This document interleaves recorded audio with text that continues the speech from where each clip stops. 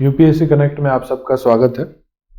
आज का जो टॉपिक है, हम नॉन मेटेलिक मिनरल को एक पर्टिकुलर स्पेसिफिक मिनरल के बारे में बात करेंगे जो आज के डेट काफ़ी यूज होता है। एक्चुअली मैं अगर बताऊं तो जैसे न्यूक्लियर पावर प्लांट आपने सुना होगा, तो उसमें बहुत सारे ऐसे मटेरियल्स होते हैं जो नॉन मेटेलिक हैं, जो यूज किए जाते हैं, जो कि बहुत ज़रूरी भी है। ठीक है, तो बेसिकली हम बात करेंगे कि किस तरीके से न्यूक्लियर पावर प्लांट में और उससे रिलेटेड जो मिनरल्स है उसका यूटिलाइजेशन होता है। तो नॉन मेटेलिक मिनरल्स में सबसे पहले हम न्यूक्लियर फिजन की बात कर रहे हैं। ठीक है, तो discovery of nuclear fission was actually achieved by 1932। ठीक है, जेम्स चैडविक जो है इंग्लैंड के साइंटिस्ट हैं, उन्होंने इसको डिस्कवर किया, न्यूट्रॉन को, उसके पावर को।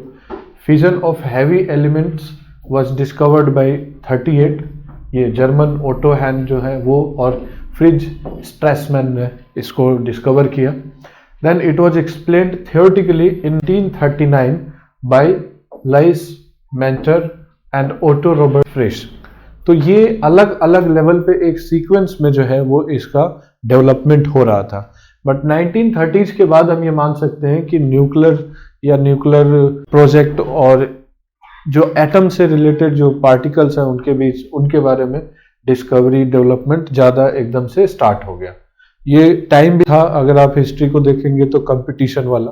ठीक है, उसके बाद एवरीवन नोज कि 39 के बाद में फिर क्या होना शुरू हुआ था। In nuclear physics, nuclear fission is a radioactive decay process, decay process है in which the nucleus of an atom splits into smaller parts, जिसको हम न्यूक्ली बोलते हैं, लाइटर न्यूक्ली बोलते हैं। तो इसी स्प्लिट को हम फिजन बोलते हैं, और जब ज्वाइन होता है और एनर्जी रिलीज होती है तो उसको फ्यूजन बोलते हैं। दोनों चीज़ों को हम डिस्कस करेंगे। जैसे न्यूट्रॉन है, ये आपका जो है फिजन है, ये फिजन का प्रोडक्ट है। Okay, now fission process often produces free neutrons, जैसा कि आपने पिछले फिगर में देखा, एंड गामा फोटॉन्स, जिसको हम गामा रेज भी बोलते हैं, and release a very large amount of energy. इसी एनर्जी को हमें हार्नेस करना होता है। आजकल हम पावर प्लांट्स, न्यूक्लियर जो कि काफ़ी सेफ माना जाता था, उसको हम यूटिलाइज कर रहे हैं। लेकिन एक चीज़ है कि ये हमारे पावर सोर्सेज को, तो पावर रिक्वायरमेंट को जरूर फुलफिल करेगा at a great extent, but इसके बाद जो इसका डिस्पोजल का जो प्रोसेस है वो बहुत नुकसानदेह है। So when urea is discovered in water, dissolved in water, the temperature of water solution falls. Endothermic मतलब temperature of solution fall. Exothermic क्या है? Liberation of heat, मतलब कि जैसे यहाँ पे fall हो रहा है, यहाँ पे heat rise होगा। Okay? And endothermic में absorption of heat absorb हो जाता है और fall कर जाता है, temperature down हो जाता है। The nuclear fission process may take place spontaneously, all of a sudden, in some cases, or may be induced by an excitation of the nucleus with a variety of particles, जिसमें neutron, proton, deuteron हो सकता है या alpha particles हो सकता है। Okay, तो इस तरीके से हम इंड्यूस भी कर सकते हैं। उसके अलावा in fission process radioactive products are formed and several neutrons are emitted, जो freely moving emitted neutrons होते हैं। These neutrons can induce fission in a nearby nucleus of fissionable material and release more neutrons, और ये इस तरीके से एक के बाद एक पूरा चेन रिएक्शन प्रिपेयर करते हैं। तो fissionable material मतलब that can undergo nuclear fission chain reaction, fissile that can undergo controlled या फिर self-sustained nuclear fission chain reaction. If controlled in a nuclear reactor, such a chain reaction can be used to generate power. If controlled यानी कि atomic bomb, it can lead to an enormous explosion. तो ये भी achieve किया गया, जो ये atomic bomb है, ठीक है, ये भी अचीव किया गया, और उसके अलावा जनरेट पावर, इसको भी अचीव कर लिया गया। ओके, सो इन सभी दोनों अचीवमेंट में यूरेनियम जो है वो बहुत इंपॉर्टेंट है। It is the most common fissile used in nuclear reactor and nuclear weapons. और फिजाइल क्या है? सेल्फ कंट्रोल्ड या फिर कंट्रोल्ड। ठीक है, यूरेनियम का जो आइसोटॉप है in natural uranium can be uranium 238, बहुत ही फेमस है, जिसको हम U238 बोलते हैं, या फिर U38U, ठीक है, यूरेनियम 235 या फिर U235, इसमें जो है आपका 0.27% जो है, लेकिन सबसे ज्यादा यूज होता है uranium 238। 35 can undergo fission when bombarded with a slow neutron only, और 38 can go fission when bombarded with fast neutrons only। तो दोनों की अपनी अपनी लिमिटेशंस है, एक स्लो और दूसरा फास्ट है।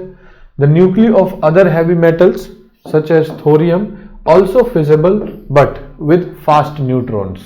ओके, तो थोरियम भी इसमें यूज होता है। How nuclear fission releases energy, जिसको हम हार्नेस कर सकते हैं, मतलब एनर्जी बिल्डिंग के लिए या फिर पावर जनरेशन के लिए। सो न्यूक्ली कंसिस्ट ऑफ न्यूक्लियस, यानी कि न्यूट्रॉन प्लस प्रोटॉन, ये मास नंबर जिसको हम बोलते हैं। Actual mass of nucleus is always less than the sum of masses of the nucleus. The difference is known as the mass defect and is the measure of total binding energy. जो इन दोनों के बीच के मास का difference है वही binding energy होता है, और ये एनर्जी रिलीज होता है जब हम न्यूक्लियस का फॉर्मेशन करते हैं। दिस अब फॉर्मेशन करेंगे तो फ्यूजन हो जाता है। Okay, this conversion of mass of energy follows Einstein's equation E is equal to mc², बहुत ही फेमस है ये, ठीक है। E is the energy equivalent of mass m and c is the velocity of light, यानी कि lighting speed से। आजकल चार्जर वगैरह में देखा होगा लाइटनिंग स्पीड बोलते हैं। Okay, so common fissile material कौन कौन से हैं जो इसमें हम यूज कर सकते हैं? Uranium 235, 239, thorium 233, 32 and common fissile material इसमें है, ठीक है, 238 भी है। A slow neutron can be captured by uranium 235 nucleus. A fast neutron will not be captured, so neutrons must be slowed down by moderation to increase their capture probability in fission reaction. Natural uranium composed of 0.72% uranium 235, यानी कि fissionable isotope है जो, and a trace quantity of uranium 234. The uranium 235 is not sufficient to produce a self-sustaining critical reaction. For light water reactors, the fuel must be enriched with uranium 235, और इसीलिए uranium को जो है वो बहुत ही important material, non metallic mineral माना जाता है, जो कि पावर जनरेशन में यूज किया जाता है। 235 is naturally occurring feasible isotope. Plutonium 239 can be produced by breeding. तो एक अपने आप मिलता है और एक बनाना पड़ता है, और कैसे बनाते हैं हम? यूरेनियम 238 से उसको एनरिच करते हैं। 238 which makes up 99.3% of natural uranium is not fissionable by slow neutron, तो उसको हम प्लूटोनियम 239 में प्रोड्यूस करते हैं ताकि वो बन सके। So it has a small probability for spontaneous fission and also a small probability chances of fission when bombarded with fast neutrons, but it is not so useful as a nuclear fuel source. So thorium 232 is fissionable, so could be conceivably be used as a nuclear fuel. ये fissionable है और इसको हम use कर सकते हैं thorium 232 को। The other isotopes can undergo fission upon slow neutron bombardment in uranium 233। हाँ, ये चीज है कि 235 जो है वो कॉमनली यूज किया जाता है, 238 को हम ब्रीड करते हैं प्लूटोनियम 239 बनाने के लिए, उसके बाद हम यूज करते हैं। बाकी सभी में किसी में स्लो न्यूट्रॉन से और किसी में फास्ट न्यूट्रॉन से हम लोग जो है उसको यूटिलाइजेशन में ला सकते हैं। तो एनरिचमेंट क्या होता है? क्योंकि आपने देखा बहुत सारे यूरेनियम के आइसोटॉप्स हैं, लेकिन सभी में चैलेंजेस है कुछ ना कुछ। सो एनरिचमेंट क्या होता है? Natural uranium is only 0.7%, uranium 235 the फिजनेबल isotope which is not feasible. तो ये फिजनेबल नहीं है, लेकिन 0.7% फिजनेबल है। तो ऑलमोस्ट 1% से भी कम फिजनेबल है. So uranium is usually enriched to 2.5 और 3.5% ऑफ यूरेनियम 235, जो कि 0.7% है, for the use in light water reactors. Centrifugal separators and laser enrichment procedures are used in uranium enrichment. दो इसमें यूज किए जाते हैं, या तो लेजर एनरिचमेंट करेंगे यूज, या फिर सेंट्रीफ्यूगल सेपरेटर यूज करेंगे. Enriched uranium fuel used in fission reactors cannot be used to make a bomb. ये एक खास बात है.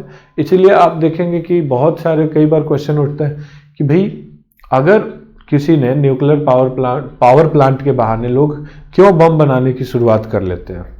ठीक है, क्योंकि अगर आप पावर प्लांट बना रहे हैं, बिजली जनरेट कर रहे हैं, रिएक्टर में यूज कर रहे हैं, तो उस यूरेनियम फ्यूल को दोबारा आप बम बनाने के लिए यूज नहीं कर सकते. तो पावर प्लांट्स बनाने के लिए सारी कंट्री परमिट करता है कि आप बिल्कुल ठीक है बना लो, क्योंकि उसके बाद वो बन ही नहीं सकता.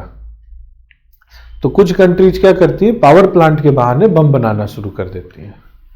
It takes enrichment to over 90% to obtain the fast chain reaction necessary for weapon application. Enrichment to 15 और 30% is typical for the breeder reactors. Okay, now nuclear reactor की बात करें तो it is a system that contains and controls sustained nuclear chain reaction. chain reaction को controlled way में implement करने का एक system है. fuel is placed into the reactor vessel along with a small neutron source ताकि वो react कर सके. The neutrons start a chain reaction where each atom that split releases more neutron that causes other atom to split. एक split करेगा, फिर वो दूसरे को cause करेगा, फिर वो तीसरे को. Each time the split occurs, it releases large amount of energy in form of heat. This heat is carried out by the reactor by coolant, which is most commonly just plain water. तो heat को क्या करते हैं, heat जो है वो carry किया जाता है कूलेंट के थ्रू, और कूलेंट में वाटर यूज किया जाता है. The coolant heats up and goes off to a turbine to spin the generator और ड्राइव द शाफ्ट. हीट का काम खत्म हो गया. अब हीट की वजह से क्या हो रहा है, यहाँ पे वाटर जो है वो वेपर हो रहा है, और वो वेपर जो बन रहा है वो टर्बाइन को रोटेट कर रहा है, और बिजली बनेगी फिर टर्बाइन के रोटेशन से. The coolant is the material that passes through the core, transferring the heat from the fuel to a turbine. It could be water, heavy water, liquid sodium, helium, or something else. The turbine transfers the heat from the coolant to electricity just like a fossil fuel plant. The containment is the structure made of steel reinforced concrete that separates the reactor from the environment. Chernobyl did not have the strong containment or structure. तो इसलिए क्या हुआ था, Chernobyl में ये जो part है ना, ये पूरा ही बम से मतलब ये रिएक्ट किया जब ये पूरा फट गया. क्योंकि इसमें एक दो चीजें थी, एक तो उन्होंने जो रॉड थे ग्रेफाइट की जगह रिप्लेस कर दिए थे. दूसरा जो प्रॉब्लम था रिएक्टर वेसल में जो रॉड्स होते हैं वो ग्रेफाइट की जगह रिप्लेस कर दिए. और दूसरा जो दीवार होनी चाहिए इतनी थिकनेस होनी चाहिए, तो उसके जगह उन्होंने इतना ही बनाया. दे वर टेस्टिंग कि इतना झेल सकता है कि नहीं, बट उड़ गया, वो पूरा का पूरा ही उड़ा दिया उसको. ओके, सो वो क्या होता है, ये पूरा कंटेनमेंट स्ट्रक्चर है, ये कंट्रोल रोड्स है जो जनरली ग्रेफाइट के होते हैं, ये रिएक्टर वेसल है. ठीक है, उसके बाद में ये स्टीम जनरेटर है, यहाँ टरबाइन लगा हुआ है. ठीक है, और ये कंडेंसर है. ठीक, तो टरबाइन से कनेक्टेड है जनरेटर, और जनरेटर से पावर हाउसेस, और वहां से बाकी सप्लाई होता है. और ये कूलेंट है आपका जहां से रिलीज हो रहा है. ठीक है, तो ये जो बाहर जा रहा है, ये जो प्रॉब्लम है, यही एनवायरनमेंट को थोड़ा सा नुकसान देता है.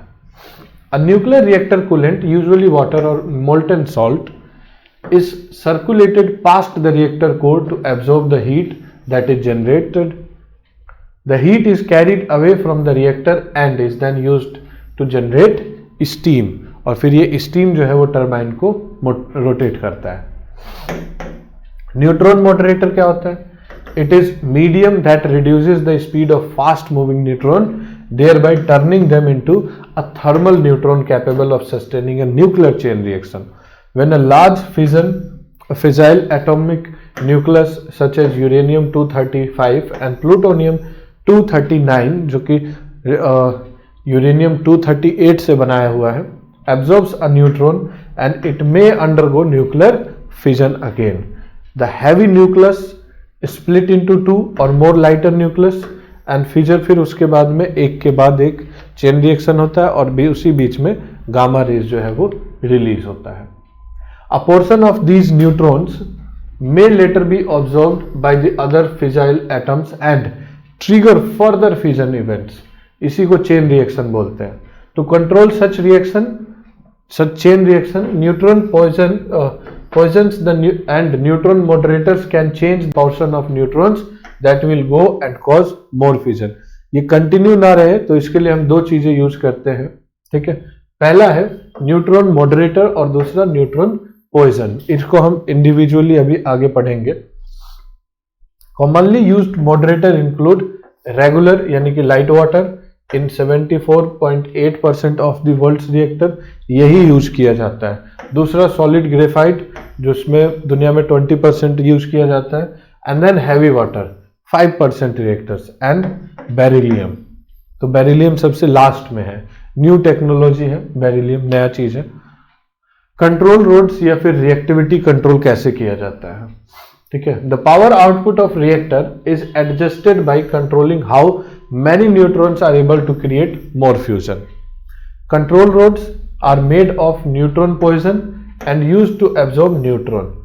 नाम ही है कंट्रोल रोड, तो चेन को कंट्रोल करने, रिएक्शन के चेन को कंट्रोल करने के लिए बनाया गया. Moderator slow down the neutrons. Control rods absorb neutrons. Moderators are like accelerator and control rods like brake. ये जनरेट करते हैं और ये कंट्रोल करता है. अगर कंट्रोल ना करे, अगर कंट्रोल रोड्स खराब हो जाए, जो चेर्नोबिल में हुआ, तो इस रिएक्शन को रोक नहीं पाएंगे और वो बम की जैसा हो जाएगा और फट जाएगा, जो कि फट भी गया था.